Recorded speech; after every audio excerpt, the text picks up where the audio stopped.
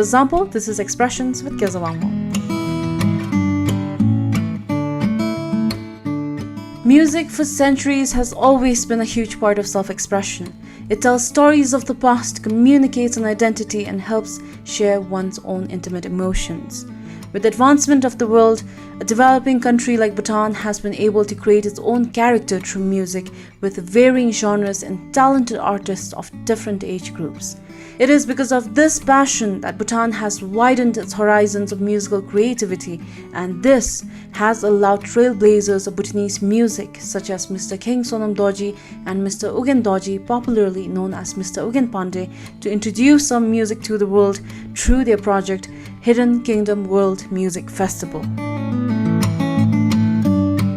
My name is Ugen, and people fondly call me Ugen Pandey. I have been singing as a playback artist for the last 13 years now. It's been a very interesting journey so far. So this festival, actually the idea was entirely of Mr. Sonam, King Sonam. He's popularly known as King Sonam Dorji. So we have been traveling together for quite some time and has been attending a lot of festivals all around. And along the way, we met a lot of people, professionals who are already into that business of festival, and we were advised quite often by those festival curators that why not in Bhutan, because Bhutan is such a beautiful country, and with such festivals, people will be like really excited to explore Bhutan in a more musical way, I should say.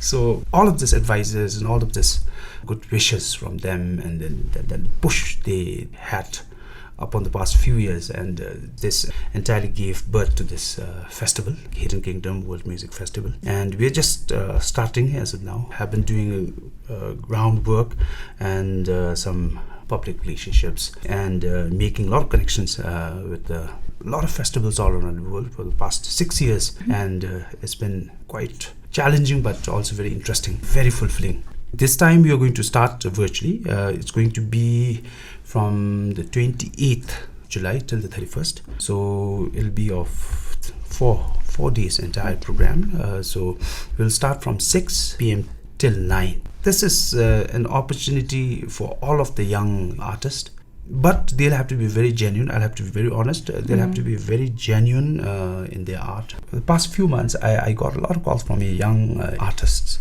And I have been making sure, clarifying that you do not have to pay us.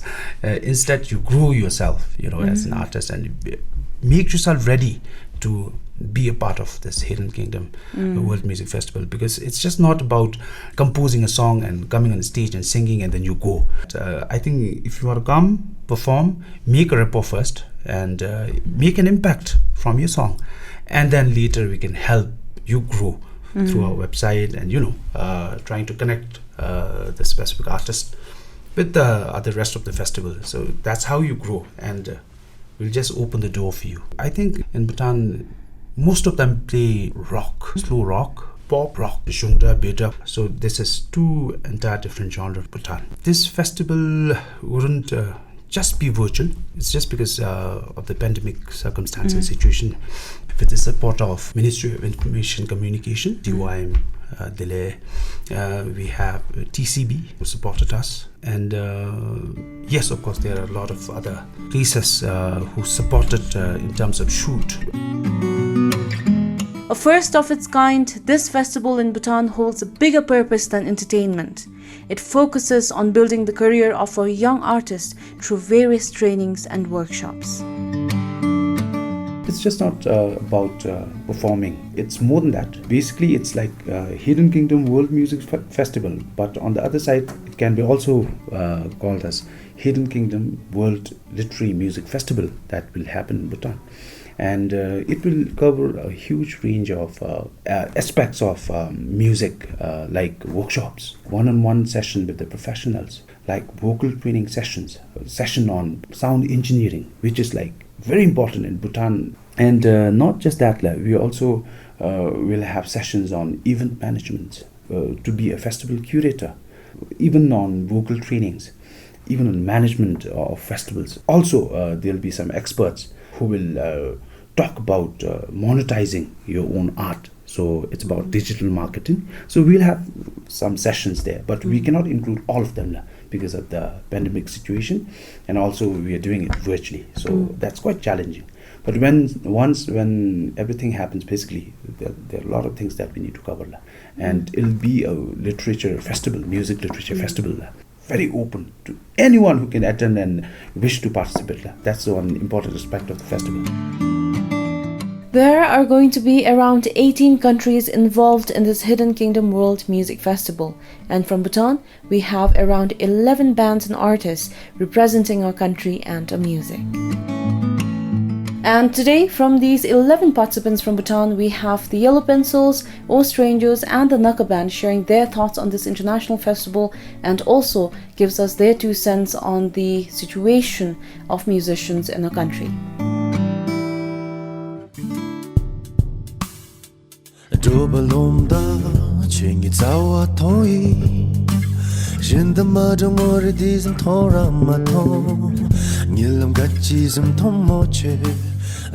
I'm Jamil Rinchen. I'm the lead singer of Yellow Pencils, and we've been together for more than 7-8 years now, playing music, mostly at Mojo Park, sometimes different places. Not much these days though, because of the pandemic. Different members, they're very much into different kind of genres. So say my drummer is into punk, my guitarist is into indie, John Mayer mostly. I was mostly into Jack Johnson, but then meeting these guys have sort of expanded my interests in music. So basically right now, I guess we are into alternative, mostly alternative rock, indie, pop.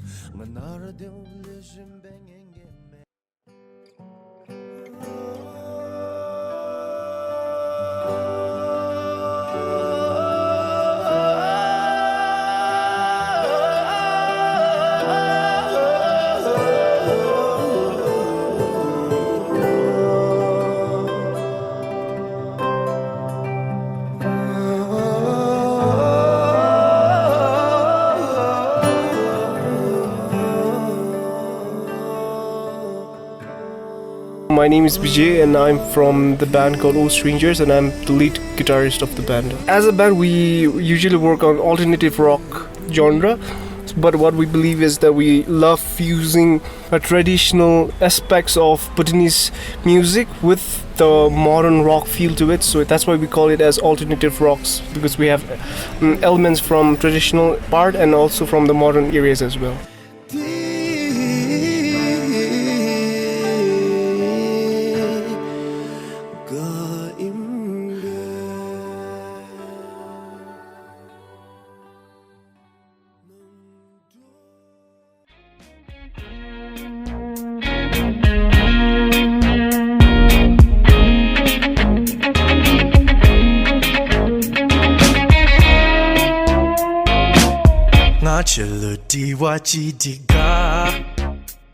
My name is Sharab Doji. I am one of the members of the band we formed called The Naka, and the other 2 band members are Ugen Norgothendra and Kalham. I've been singing since I was a kid, and it started from my dad and mom. They used to be very musical. They were musically inclined, let's say, but it started way back when I was a child, and I wouldn't say I'm in the industry, but I was groomed by M Studio Achichoing. I mostly go for R&B, and then a bit of soft rock here and there.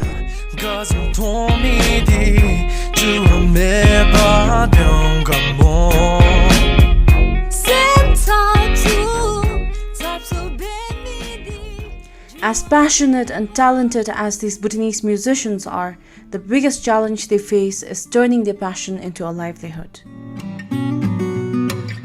I'll just keep an example, myself. Yes, I've been singing for movies, doing shows here and there in small pubs. Yes, of course, there are a lot of wows and appreciations at the end of the day, but it's also about the survival at the end of the day, and also growing professionally with the music. And I think at a certain point of time you feel you're very stagnant. It happened to me. I don't know about the rest of the artists. I think they also feel the same, and have been questioning myself why, and the answer is just one, that's the fact. We don't have any formal education in music, and I think education in music is very important. Well, it's definitely not a viable source of income, because the reason why I think I could say this on behalf of everyone in my band, we started out just because we really liked performing on stage. So it's basically this passion. But then when you pursue your interests, what you like, I guess sometimes you get paid, sometimes you don't. Plus, especially now with the pandemic, you don't get to play anywhere, so we don't practice much these days. Challenges economically, first would be financial crisis. The payment we receive is very minimum, and we do not have earnings through the songs we produce, but the songs we produce are only for marketing, and that's how we get gigs to perform, from which we get the earnings back. The returns we get are only from the live performances. So financial problem. Another thing, personally for me as a musician, I find that because I do not have the theoretical knowledge of music, I find it really hard to cope up with music and increase my musical ability. And I feel that sometimes my creativity level is stopping in some of the areas because we do not really have the musical education at a very early age. I'm a self-taught musician, so it is very challenging for me to come out from that box and to meet up with the expectation of what the people has in their expectation, because I know a lot of people try to compare Bhutanese musicians to other musicians, and that's how we do not get the same support from Bhutanese people as well. So it is not their fault as well. So creativity level, I think for me, would only be enhanced with the talent and also the musical education from at a very early age. So and slowly, if we have the right musical education, that would really help the musicians to come out from that creativity level. So that is my part to say. It's not only me but many other artists here also. We are associated with Western artists, like if a friend of yours is singing like Justin Bieber, you'd say, kodi Justin Bieber's on Gomen, no? So originality is a real big problem. All of us Bhutanese, even I've been under this shadow of originality, trying to find my own voice.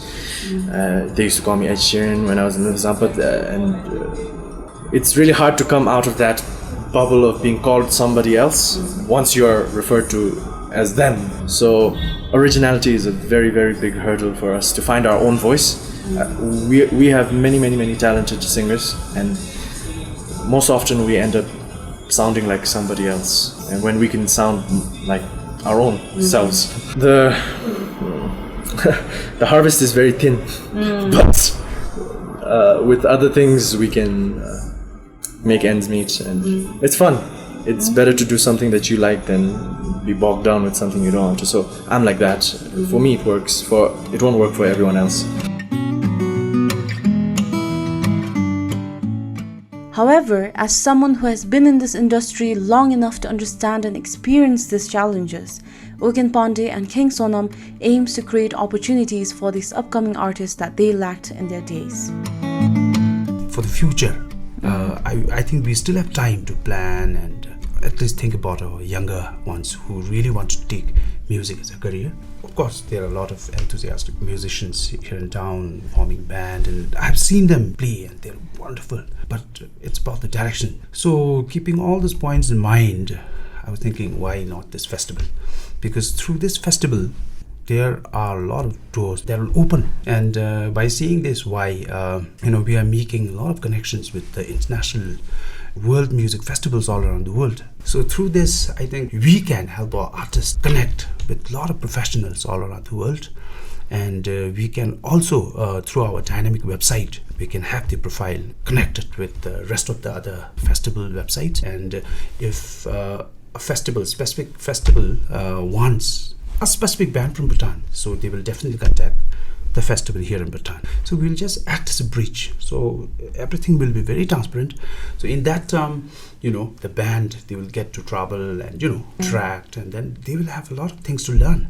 And at the same time, what is a better way to get paid of your art, so that's the entire motive. I feel this festival is a very good opportunity for all the musicians here to get their original stuff out to the international scene, so that people can hear what sort of music Bhutanese people are into, and Bhutan being all exotic, and I think people will be very much interested in hearing what sort of music artists here have to offer. So in that way, it's a damn nice opportunity, if I may say so. Also, on the other hand, it's also a good opportunity for bands, musicians here to do networking, I guess. I think from what we know, the organizers have told us that if by chance, say someone in the US really likes your music, they can invite you to different festivals around the world. So maybe in future, when the COVID restrictions are lessened, I guess you might get an opportunity to travel around. Being a part of this festival, I feel that O Strangers, this would be the first performance of O Strangers in a festival organized by Bhutan itself, and we are very honored to play for this festival, and we are very honored to share this platform with musicians from all around the world. That is something that I'm very excited for it. And since the pandemic has hit very hard, it has been really hard for us to find gigs and perform. So this opportunity gave us to again reunite with all of our friends from the band and perform together. So that is how I'm trying to express my excitement for this performance. I'm hoping for the best, because that is what we are told, that we would be able to get opportunities outside. As I can see, the board of directors of the festivals are from all around the world, and people who organize festivals in different nations. So that is some positive signs that I see, that maybe this is the opportunity that maybe our band and also other musicians from Bhutan would be able to go and perform outside Bhutan. So I have a very positive outlook on this matter. It's an honor for us to represent Bhutan's first music festival, and although it's happening virtually this time, the feeling is very much the same. It feels good that Bhutan is supporting artists. The government is helping HK Hidden Kingdom World Music Festival. At least there's some support from the government side as well. Well, basically now everyone talks about exposure. This is a form of exposure, but more than exposure, we feel happy to be representing our country for the first time. On a festival stage, we're happy to be pushing our country forward and happy to be a part of this festival. Fortunately, the future does not seem so bleak for the Bhutanese artists. Hidden Kingdom World Music Festival is going to be an annual festival, creating endless opportunities to explore their potentials. Things are changing, and we'll have to be very positive about this. And festivals like this, who knows? Maybe there'll be other group of creative, people who will come up with some different ideas. Just like Samu is a wonderful platform, and I know there are a lot of ideas coming our way. So the Hidden Kingdom is just one part of the idea that we're trying to share and then implement and help our artists grow. But I'm sure in the future there'll be a lot of other ideas coming up by a group of young talents. I'm sure there'll be a lot of things. So we always need to be very positive about this. I know there are a lot of talents, who are hiding, who wouldn't come easily. I would really beg all of you, those talented artists, to come forward and then talk to us. Hidden Kingdom World Music Festival will go live from 28th to 31st July 2021 on their social media pages.